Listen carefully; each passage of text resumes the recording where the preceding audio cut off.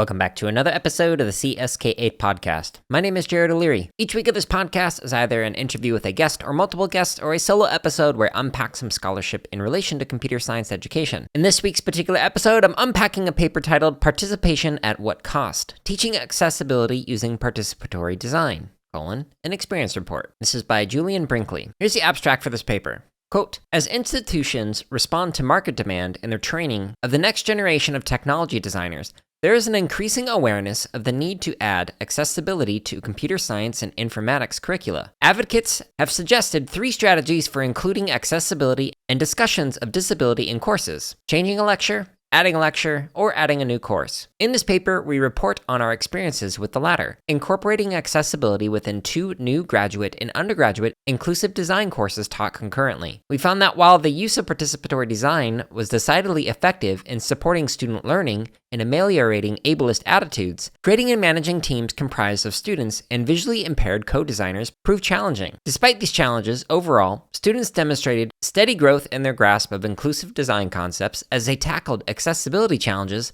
through a series of mobility-related group projects. Efficiencies were also realized through the concurrent teaching of both courses, though the pace of course deliverables proved challenging at times for undergraduates. We argue that a review of our experience may help others interested in teaching accessibility-related courses, specifically in course design and execution, end quote. Now, if I were to summarize this paper into a single sentence, I'd say that this experience report summarizes lessons learned designing and teaching undergraduate and graduate courses on inclusive design. Now, you can find a link to this paper in the show notes, which you can find at jaredoleary.com and clicking on the podcast tab, or simply clicking the link in the app that you're listening to this on. And you'll notice that this podcast is powered by Boot Up Professional Development, which is the nonprofit that I work for. If you want to check out the free coding curriculum that I create, just go to bootuppd.org, or if you want to learn more about a professional development, you can check that out there too. So in the introduction, the author mentions that there are a lot of different technologies that assist with accessibility, as the industry in general is moving toward a better understanding of end-user diversity. Quote, this increasing recognition that end users are not a single homogeneous group has spurred a demand of technology designers with a skill set rooted in user-centered design and accessibility, end quote, from page 114. The author then goes on to say that while the vast majority, 84% of companies believe that it's important to hire designers with accessible technology skills, 60% of those companies said it's hard to find people who have those skills. So it's important for institutions, higher education, or even K-12 to help people develop those skills so that way they can fill jobs like that. Now in the next section, the background and related work, the author summarizes some different scholarship related to accessibility and design. So one of the papers was talking about how they introduced accessibility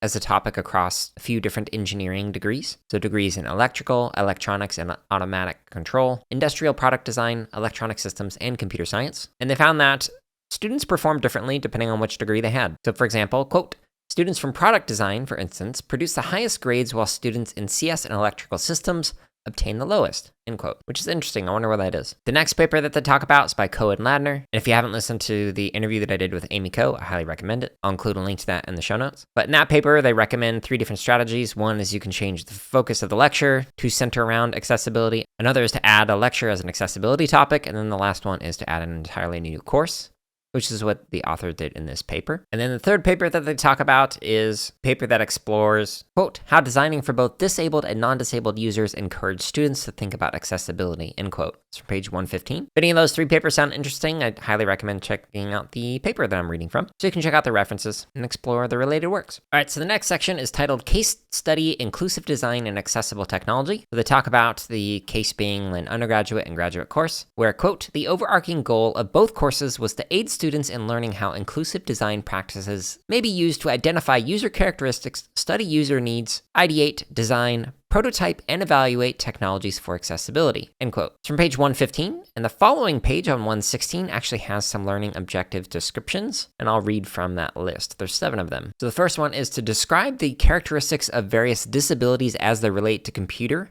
and technology use. The second one is to describe how people with disabilities and older adults use assistive technologies, example, screen readers, keyboard and mouse alternatives, etc. Number 3 is describe inclusive design as a methodology and understand how to practically incorporate principles of accessibility into the design process. Number 4 is to describe the philosophical basis and rationale for accessibility. Number 5 is to describe the characteristics of inclusive technologies.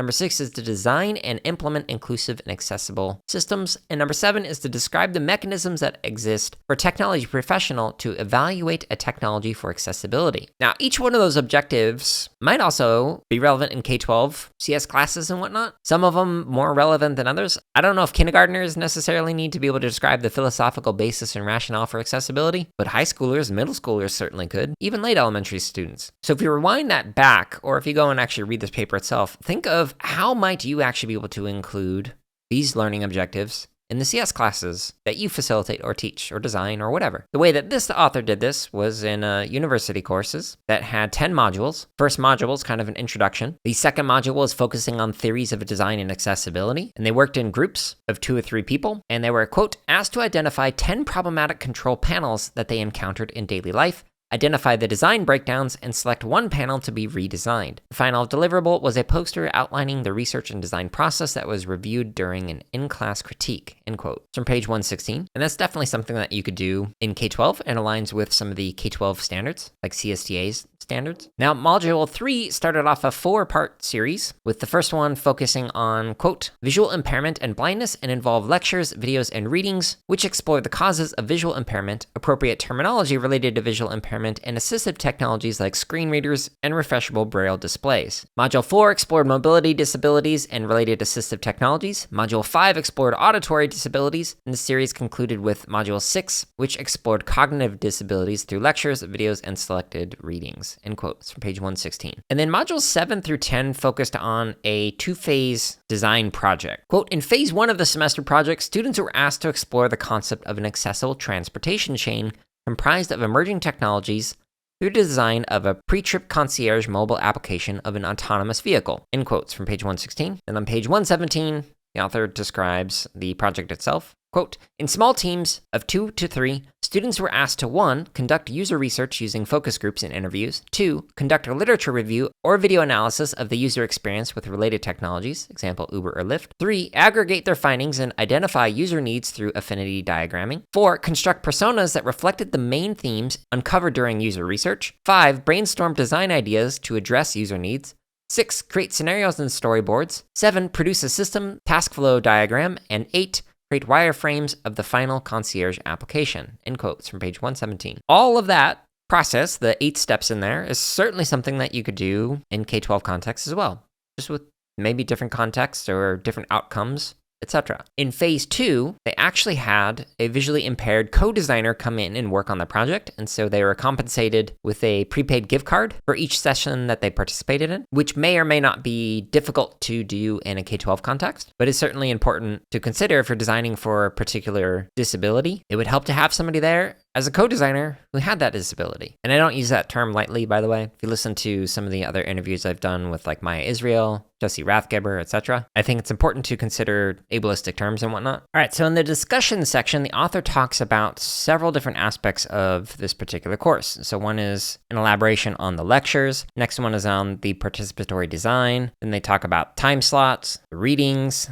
the workload, team composition, teaching both of the courses concurrently, scalability, and the instructor perspective. I'm not going to read through all of these because I don't necessarily think they are super relevant to a K-8 or K-12 audience. But if any of those headers sounded interesting to you, I highly recommend checking out this paper. For the participatory design section, the author mentions that the students were most engaged in the design activity, which I imagine if you were to replicate that in a K-12 context, they would say something similar. Kids generally and adults aren't as engaged in a lecture as they are in actually creating something or designing something. But the author also mentions that students really valued having a co-designer in this process, and that, quote, the combination of site visits to organizations serving disabled persons coupled with the use of participatory design gave students a greater appreciation for the innate abilities of disabled persons while ameliorating ableist attitudes, end quote, from page 117. However, here's an interesting paragraph on pages 117 and 118. Quote, while successful, the use of participatory design was not without drawbacks. The use of this process entailed financial costs, which were nominal, as well as recruiting and logistical costs, which were significant. While an existing relationship with the leadership of the National Federation of the Blind was leveraged to assist in co-designer recruitment, recruiting participants still proved challenging. Though the initial pool of interested persons were sizable, identifying participants, 1, within close proximity to the university, 2, who were able to commit to meetings with students over a several-week period, and who, 3, could attend during hours that varied depending upon student availability, significantly narrowed the pool of those interested. By involving co-designers external to the course, it was also necessary to seek institutional review board approval and closely monitor communication between and interaction with the students and the de facto study participants, end quote. Now that is an excellent point. I honestly hated group work in college in particular because our schedules were so drastically different. Some people did their work in late evenings, some people did it in early mornings, some people did it midday, etc. While other people had jobs during those times, etc. Like I used to work in a stain shop long before the sun would ever come up. We're talking 2, 3 in the morning. I was staining closet doors. That cost more than I paid for my house. So because I was getting to work that early in the morning, or sometimes staying just really late at night, my sleep schedule was off. So when other people wanted to meet for something, I typically was sleeping, or at least attempting to. This, however, in a K-12 context, if you do the work at school, might honestly be easier, especially if you have an integrated approach to various disabilities in your campus or school. Like many of the schools that I worked with had an integrated approach where students would come to the various specials classes that I was teaching, and some others had some standalone classes that could relatively easily find some time to collaborate with other classes. Now, one other section that I want to point out that was interesting was the scalability discussion, is that the author notes that it's difficult to do this with a larger number of students, especially when trying to find enough co-participants or co-designers to collaborate with the different groups. So if you can't do that in your campus, then you might want to look into potentially doing some virtual collaborations if possible, and if this interests you, which hopefully it does. Now again, I skipped over some stuff in here, but if any of those other sections that I listed off sound interesting to you, I do recommend taking a look at the paper. But the author concludes by basically stating that, hey, having a standalone course like this works, and hopefully this experience report kind of helps other people design similar classes. Now, as always, when I'm reading these papers, I like to share some of my lingering questions and thoughts at the end of the episode. So one of them is, how might inclusive design practices be infused into other courses? So it's great that they had a course that focused on this, but then how might you cycle back to this throughout the degree program? Or if this is in a K-12 context, if you had a unit on accessibility, how might you keep coming back to that in following semesters or years? I'm thinking of like a Brunerian spiral approach where you keep spiraling with increasing complexity to be able to dive deeper into understandings of accessibility and accessible design. So as an example, when I was a faculty associate for a university, we had a class that I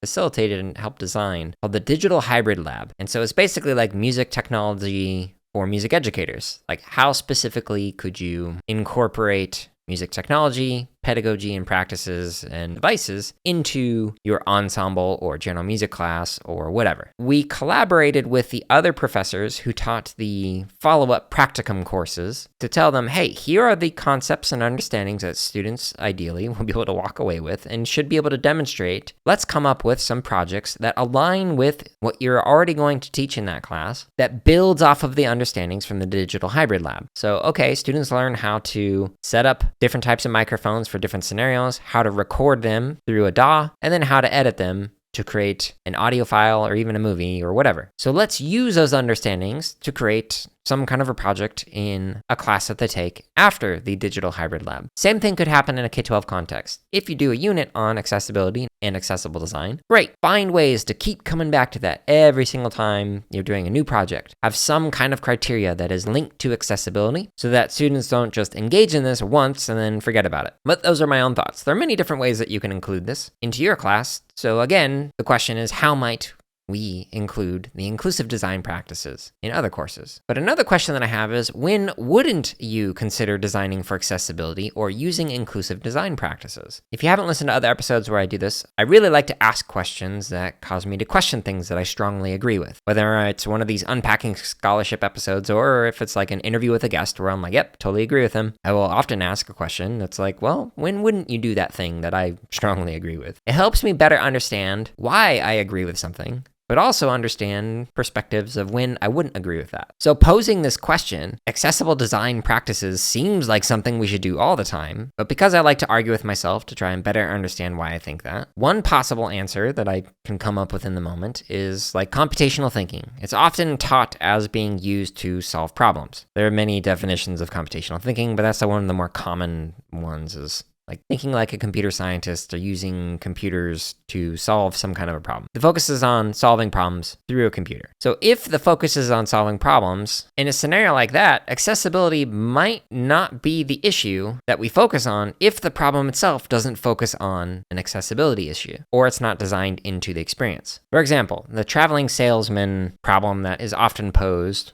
that relates to computational thinking, or at least certainly can. Let's say the salesman needs to go to 10 different businesses within a major city. What's the fastest route that the salesman can take to get to each of the 10 businesses? That problem does not really have anything to do with accessibility. However, if we framed it as what's the fastest route while accounting for the fact that they are blind and will need to use crosswalks that have audible signals to indicate when they can and cannot cross a crosswalk, and that not all of the intersections have those, then that becomes more of a computational thinking problem with the focus on accessibility. Or we could even do one that focuses on like environmentalism. Like what is the most environmentally friendly way for this traveling salesperson to get to the 10 different businesses or whatever. My point is, when we have these kind of problems that do not have an accessibility lens, or maybe even an equity lens, or an environmental or social justice, or however you want to think of it, any kind of lens that you think of, try and find ways that you can slightly modify it to make it so that it can focus on some of those things. But those are just some questions and thoughts that I had while reading through this.